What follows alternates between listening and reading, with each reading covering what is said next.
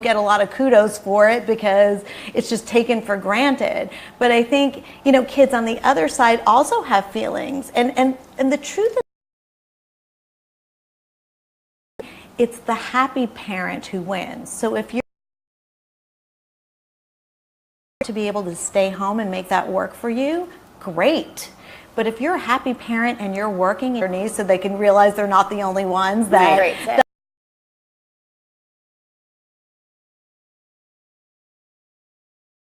you're going to be the target. But two moms, a perfect mom is just, I think it's silly.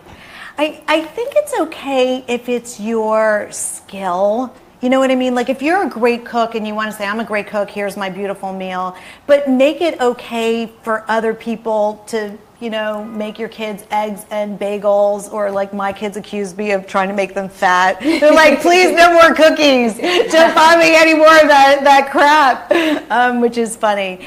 Yeah, it's interesting. I've also noticed, and I don't know if you've noticed this too, do you find that people may respond to you differently based on what you post on Facebook? About your kids, you mean? Kids, family life, what you do, what you don't Differently do. how? Well, they may not like the side of you that they see on Facebook. You know, maybe it's too many brag posts. Or maybe it's something that they can't achieve and they don't want to see. And maybe if you saw them in person, because of boundaries, you might not mention that you were being honored for something that was spectacular. Or, you know, that you have all these amazing opportunities through your work, but it's there in a picture and then people have to see it. Well, I have to say, I do think about curating my Facebook page. It's silly to admit that, but I'm very cognizant of that because I see the people who use it as a place to brag about their achievements, and I don't want to be one of them because I know how it makes me feel sometimes. Right. To entertain. I post the occasion. Take your How old is he? He's going to be 3 in 2 weeks. So I'd like to say he's very 2. But we took him to take your kids to work day, and he decided to run away from us, which is his MO. But he hid in a glass-walled office. So I couldn't resist, but I took a photo of him going like this. But you can see images that I share on Facebook. I can't imagine anyone feeling bad about that. But if they do, I'm sorry. Let me know because I don't want. But you can't even protect yourself because let's say the person who isn't married or can't have a child. Yeah. You know, it's like you can't protect yourself from everybody's reaction. Well, that's what I was going to say. I mean, I do brag, I guess. You know, I do post my accomplishments and my achievements. It seems like people want to keep in touch with that type of thing. And I did try having a friends-only Facebook page, and I kept getting friended by people I knew, but weren't necessarily my good friends or family. And I felt like if I don't let them in, they're going to kind of push-pull thing. So I thought, you know what? If everybody wants to see everything, then I'm just going to try not to have too much family and vacation pictures and not too much business and the other way either. Everybody has to be thoughtful, but post what they feel they want to share. And if someone can't, they can remove themselves. But I think in honor of Mother's Day coming up, we should all think in terms of hashtag be kind. Mothers need kindness. We need support from one another. And although I'm sure there will always be mommy shaming that goes on, I know to kind of make it the popular thing to do to be nice and supportive, I think we can turn that trend around. At least that's what I'm hoping. I don't know, but I'm sure you'll find out. We are always trying to encourage our readers to support each other because we know it takes a village. I can't do this by myself, and I know there's going to come a time, you know, when my son Jeremy is in school, the stay-at-home moms are going to be my lifeline, and I hope that if they decide to return to work, that I could be their lifeline. So it's all about just making each other feel supported. And I totally totally agree. I totally agree. Well, we have a segment called Keeping It Real, where I ask a couple of questions, which hopefully you won't mind answering, but they're kind of fun. Okay. We can't block you. You can't block me. You can't block me live. Well, I guess you could. You could go like that. Okay, so I will ask you first, Meredith. What impresses you about moms these days?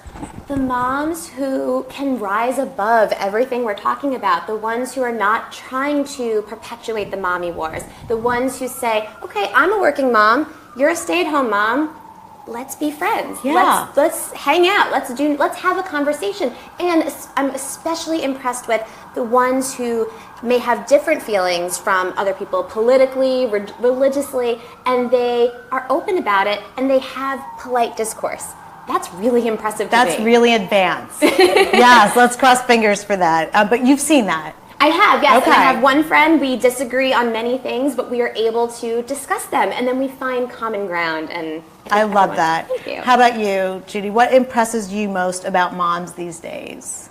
Because you come in contact with a lot through your business. Yeah, writing I do. And interviewing. I think it's the fact that, we are all so busy and so out there in the public eye. I mean, even if you're not a public figure like you or, a magazine editor-in-chief, I think that we all have our own type of public, visibility. Yeah. So I think the fact that they handle that and balance it with everything else that they're doing, whether you are first of all, stay-at-home moms. I got laid off and I was home for 11 months with 18-year-old twins. And let me tell you something, it was a lot harder than than going to work every day and 10-hour days and all that type of thing. It was incredibly hard. So I know both sides of the fence there. Yeah. No, I'm just impressed with all of the moms, whether they're stay at home or they're not, that they're dealing with all of this. Like I said, visibility, and they can balance it and keep it into perspective. Here's what I would do. I would compare myself to the worst mom ever and feel good about myself. So the mother that's driving her kids off a cliff, I'm I'm better than her, right. And that would help me feel a little bit good for a moment. Okay, tell me something new that you learned this week. Ooh, I learned this week that the proposed child care tax credit by the Trump administration will only be giving $20 to families under a certain income. I know that's not a super exciting topic, but that was something I learned this week, and it blew my mind. So, yeah. Not so much. No, won't go very far. Right. Yeah. They need a little bit more than that to afford daycare. Yeah, At least in New York, maybe elsewhere. I think so too. Judy?